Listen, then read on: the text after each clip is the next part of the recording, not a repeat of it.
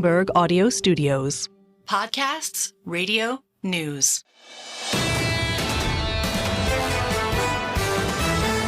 This is the Bloomberg Surveillance Podcast. I'm Tom Keene, along with Paul Sweeney. Join us each day for insight from the best in economics, finance, investment, and international relations. You can also watch the show live on YouTube. Visit the Bloomberg Podcast channel on YouTube to see the show weekday mornings from 7 to 10 a.m. Eastern from our global headquarters in New York City. Subscribe to the podcast on Apple, Spotify, or anywhere else you listen, and always on Bloomberg Radio, the Bloomberg Terminal, and the Bloomberg Business app.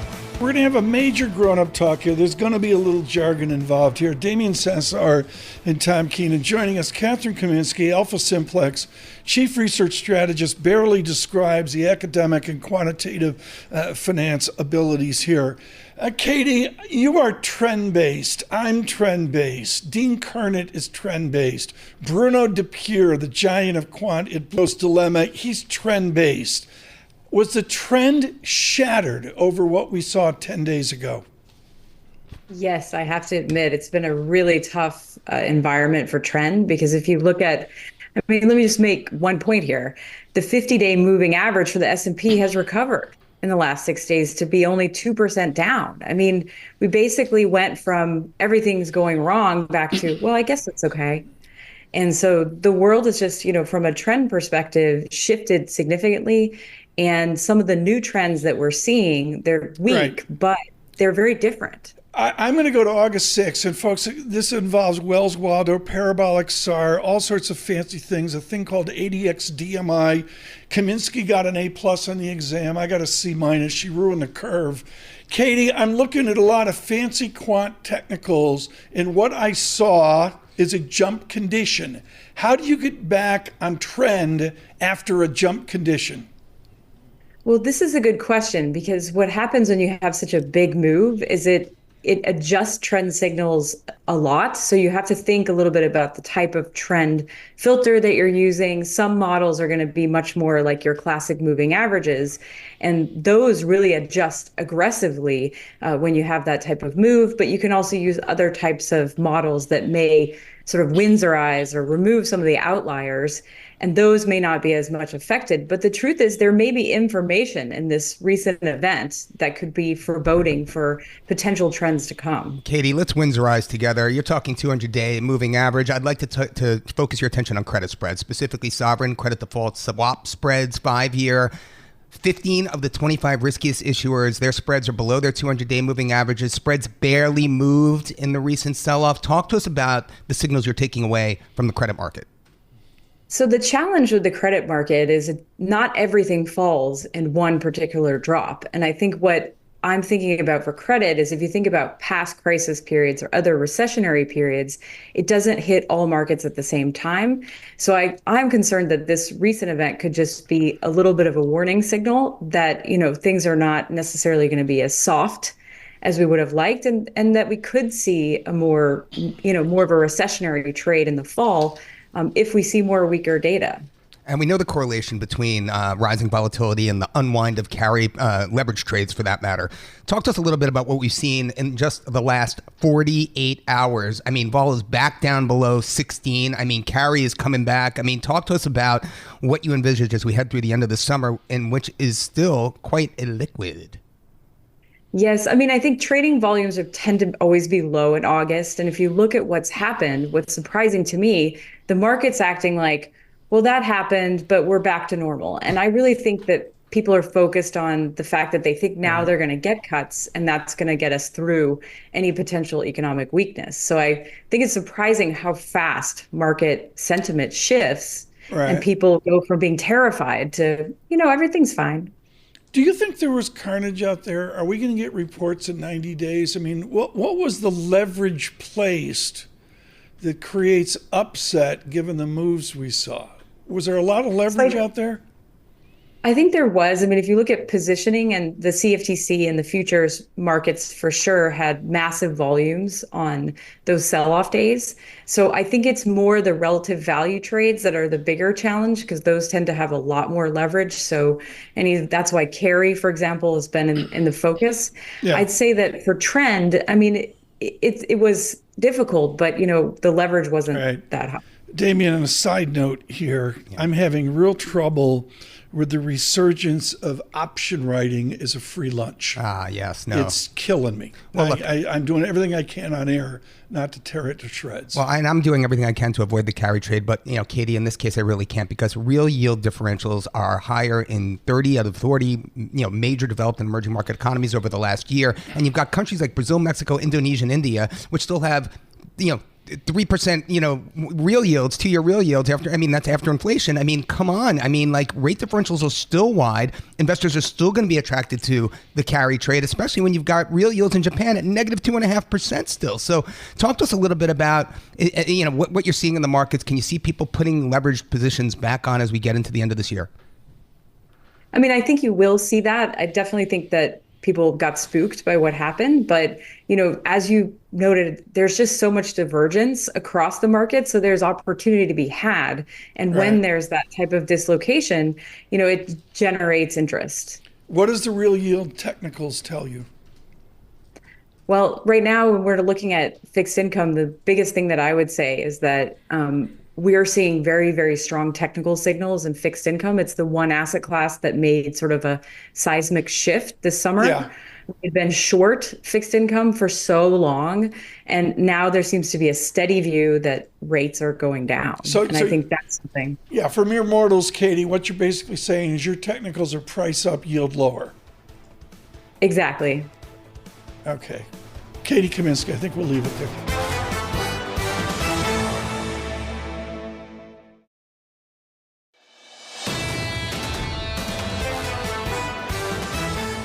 Michael Purves from Tallbacken joins us.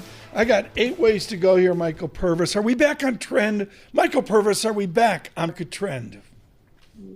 Yeah, like if we could just delete 6 days from a lot of charts and you have to ask yourself the question, if we didn't have that big spike and that vicious sell-off earlier this month, Tom, what's really different, right? About the economy, what's different about the interest rate trajectory, or for that matter, corporate earnings, and whether you want to buy or sell the stock market right now. I think we haven't really learned too much from that VIX spike, other than how much market structure, liquidity, and sort of trade leverage, and there's various facets of the trade leverage discussion, are embedded in there. So yeah, I mean, it hasn't changed my thinking that we want to be bullish equities. That big tech will continue to lead the way higher, and I think we're I never understood why 50 bips was so sort of viciously embraced by the rates markets,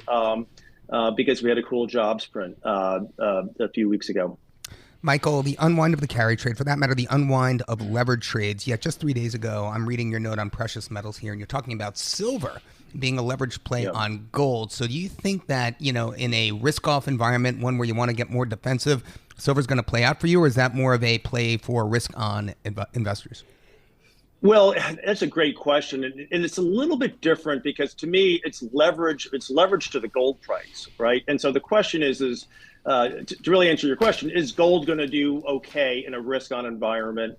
Because for silver to really accelerate, you really need gold to have a real rally, not just a quick flip, right? You need something substantial. I do think it feels like something is building here within the gold complex, gold, being sort of the foundation of that, and then silver being a levered play on that. So I think if gold can rally, that's really the question. And I think if gold can really rally, then silver will have outsized returns. If gold just moves up a bit, and then you're right, then silver will be vulnerable to the whatever risk off type dynamics we get there. It has been an underappreciated asset within the gold complex, and I think there's a lot of catch up to happen there. Can I ask a dumb question? Purves will know this, and Damien, you'll know this.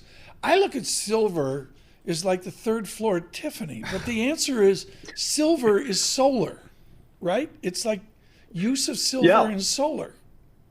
Yeah, there's a lot of sort of new energy or sort of new technology demands for silver. It comes from not just solar, Tom, but water purification, a wide range of electronics, a lot of battery and electric vehicles, employ silver in there. So there are, real industrial applications that are new. And of course, there's the third floor Tiffany demand part of it as well. Well, Michael, I mean, really, for me, I mean, what we're talking about here, and I want to bring it back, gold, silver, precious metals, they're really a defensive asset in a risk-off environment, or one would have you believe. Yet, look at where, and the correlation to U.S. real yields remains very, very strong, right? So when I think of real yield differentials, I think of gold as a hedge against that. And so I'm looking now at U.S. real yields at 1.77%, really the lows of the cycle. I mean, just how much lower in the U.S. real yield can we go? Is that going to give a boost to gold, which is right now trading near all-time highs? One thing I would push back on you, Damien, on that is that you're right. Normally, you see a pretty clear correlation between real interest rates in the United States and gold, or real rate differentials between the U.S. and places like Japan, for example. But over the last year and a half, we've seen gold push higher despite higher real interest rates here and despite a strong dollar. So what's going on? I think what's really going on is that there's a lot of central banks, notably in Asia, China in particular, that have been sort of buying the dip. And if you look at the gold rally, it's put in a pretty impressive rally over the last year and a half. That has been a very low volatility rally. Typically, when you get a sort of what I would call a Wall Street gold rally, you see a lot of excitement and the stuff flies up and the gold vols fly up.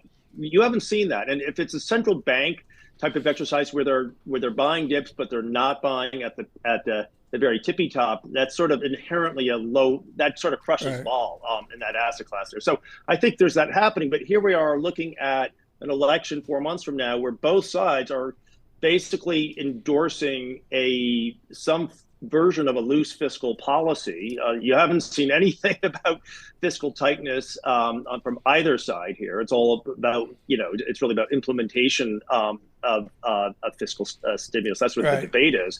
And so I think the world's looking at that and saying, look, the deficits are high. I'm going to own gold. And Damien, when I look at the gold chart, I'm looking at something that looks like it's going to break higher here. So I think gold, it's really about some of these sort of longer term trends. And if it does break higher, then you'll probably see some Wall Street rally follow on, become part of that too. You mentioned Asia, Michael Purves, and just very quickly here, you had an arch call on ADXY. I looked at the Bloomberg Dollar Index, which is weighted much more to EM and to China. And I'm sorry, there's a resilient dollar strength still in place. What do you need to see to say finally the dollar's broken? Well, are you saying when the DXY, for example, or I'll let you pick you pick the index. Okay, but I think the dollar broken, they get sort of into existential questions about just, with the reserve status of the reserve currency and so forth. I don't think, if I'm bullish gold and think it's going to go to, pick a number, 2,700, 2,800 later this year and into 25, that doesn't mean the dollar is inherently broken. That does mean people want to sort of build up, a position of gold and maybe hold on to that for some time down the road there.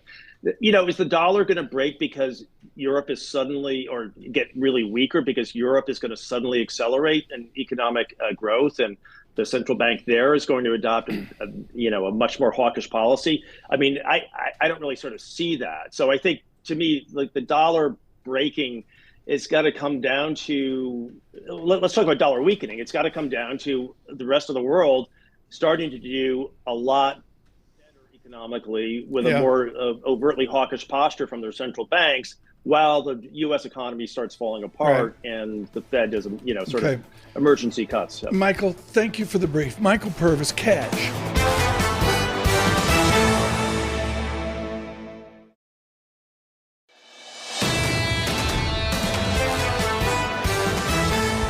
Oliver Chen is expert at this. He's the one guy I know among many people in retail trying to figure out what we want to buy, what we need to buy, and what we have to have. Oliver Chen is at TD Cowen and joins us right now. Oliver, I think the malarkey about China is just that.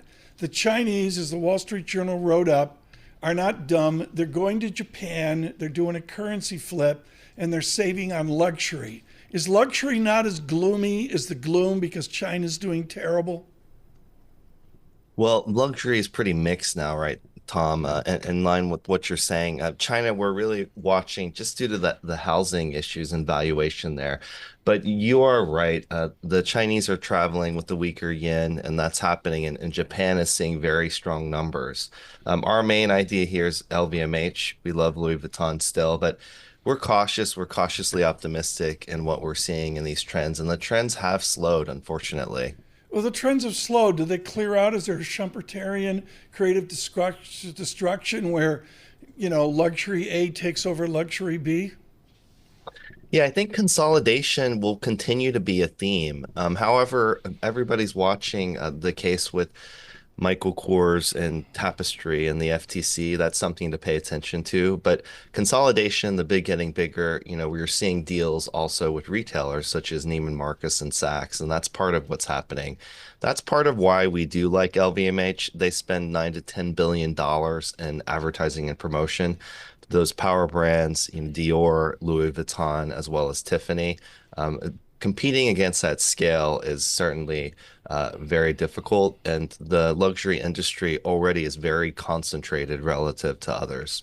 Oliver, I'd love to ask you about Kith Grayson and Peter Millar, but I really need to know, what was your primary takeaway from yesterday's U.S. retail sales report? Yeah, we're excited about a better than feared consumer. The consumer still continues to be choiceful and considered, and also look for value hacking opportunities, trading up, trading down. But we've been very bullish on Walmart. Walmart's our top idea. And Walmart foremost offers everyday low prices, a focus on value, in addition to being a tech platform and a retail ecosystem. So it offers the best of both worlds. Well, talk to us about Walmart. For that matter, talk to us about consumer discretionary within the broader context of the S&P. I think it's one of, the underperformers this year. I think it's only up 3.5% year to date. Obviously, Amazon has a lot to do with that. But, talk to us a little bit about what you're seeing in terms of consumption here in the U.S.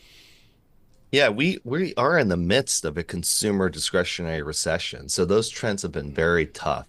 What's been a brighter spot at Walmart is general merchandise was flat.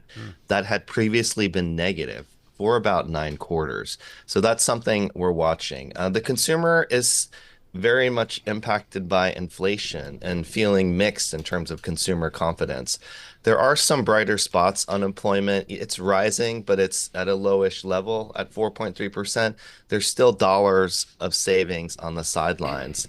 But overall, I think this choppy consumer behavior will continue, and consumers are looking for value. You and I disagreed on this, Oliver Chen. In 5 years, where are the department stores? I don't get it. Yeah, it's we'll see what's happening. Our idea here is Kohl's, but these department stores generate a lot of cash flow. There's a lot of work that needs to be done. Macy's is working on its private label. It's also closing stores and working on small format. So we're going to see change and innovation in department stores. But overall, our top ideas are Costco, Walmart, Ulta. Damian, Kohl's 10-year track record, negative 5% per year. Tom, yesterday I was at the Westchester in White Plains, the Westchester Mall. It was dead. And I'll tell you this, a lot of the stores there like Aloe and Lululemon, I mean, you're not getting a lot of foot traffic there. And quite for that matter, Oliver, let me ask you this. A lot of those stores are like, I don't know, closed down or coming soon. You know what I mean? So, I mean, do you really still see foot traffic at malls in the suburbs? Well, foot traffic and traffic has been sluggish to negative. So it's something we're watching. People are struggling to get slightly positive traffic. So you really have to work on conversion and transactions. That's part of what's happening. It's needs versus wants. And consumers are really focused on needs and food and Costco and great value. They also still love beauty. Beauty is a great category of essentials. So you have to be very selective. We also have a younger customer problem at department stores, where department stores really need to broadcast and be appealing to Gen Z and beyond. So I think it just depends. Athletic leisure is a long-term trend. Comfort, stretch, anti-stink, it's all very conducive to the future, but it's a lot of dynamicism in the sector at large. So to be clear, Oliver Chen, into the autumn, into 2025, Walmart's your single best idea? Yeah, Walmart's our top idea this year, and we continue to be excited. I think artificial intelligence, the marketplace model, digital advertising, plus cauliflower, thin crust pizza. There's a lot happening. I got to ask, how's Ultra Luxe doing across the nation? We're excited about things you like Patek Philippe and Rolex. Tiffany has a great piece with Tiffany lock, and then within beauty, what's happening a lot is ultra high-end fragrances. Fragrances is a big idea, and we like Coty. I'm afraid to ask, what is the margin on quote-unquote ultra high-end fragrances? Lisa Mateo wants to know. Well, the cost of goods sold is very modest, under like what, 2 cents, 5%, right? 2%. So the margins, just like watches, can be exceptional, like 80% plus. But it's all about emotions and the innovation. Oh, there. Really? Thank you. We'll quote you on that. Oliver Chen, it's all about emotions. He's with Toronto Dominion, Cowen, writing a beautiful work across all of his life.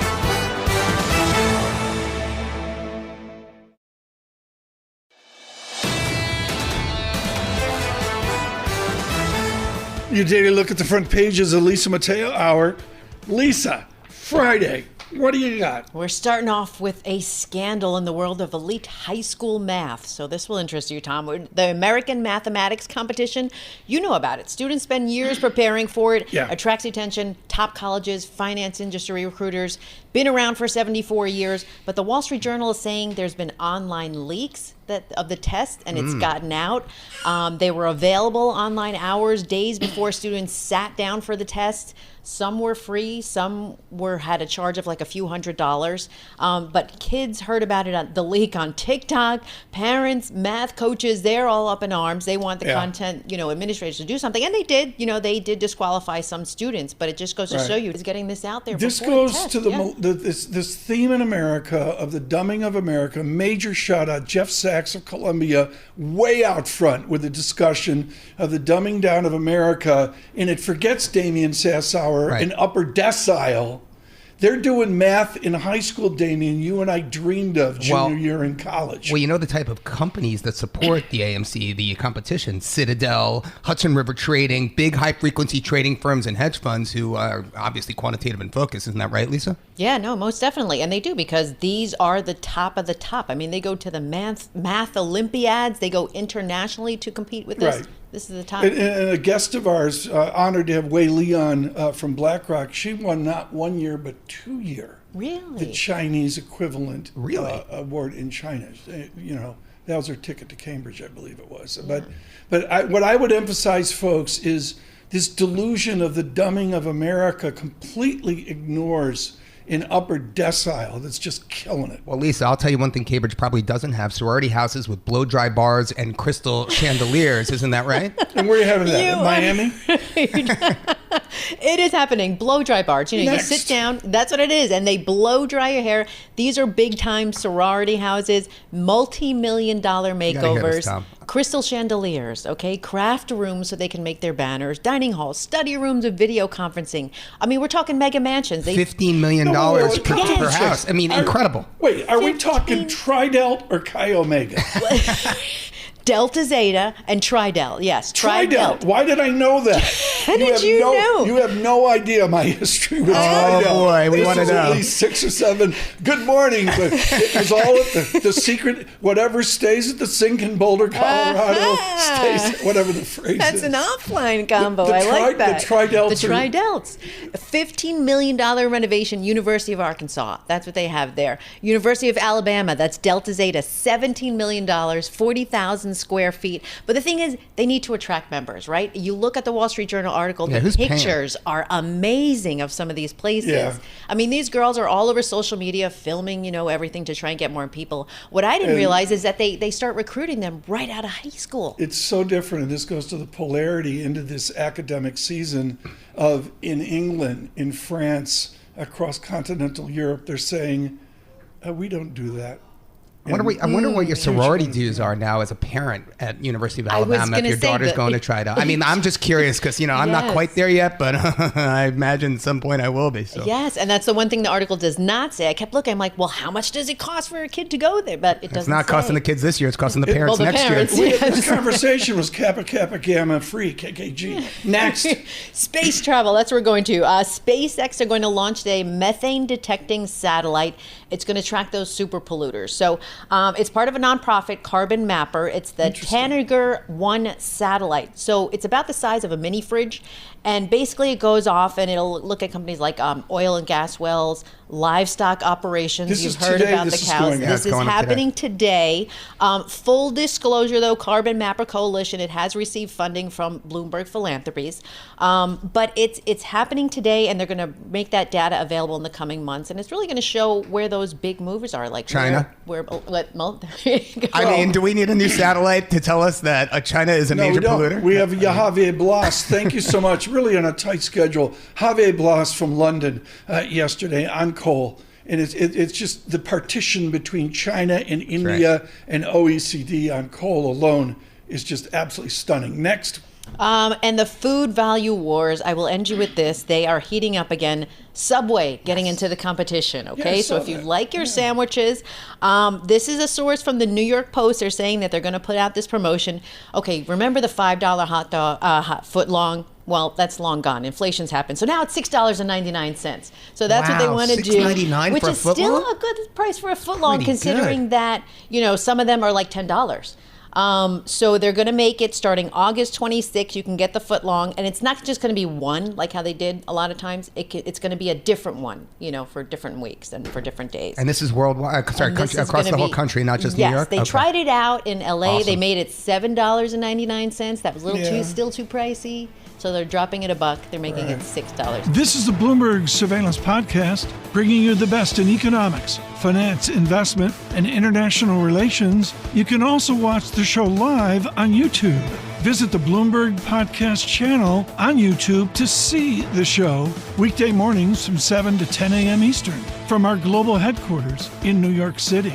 Subscribe to the podcast on Apple, Spotify, or anywhere else you listen, and always on Bloomberg Radio, the Bloomberg Terminal, and the Bloomberg Business app.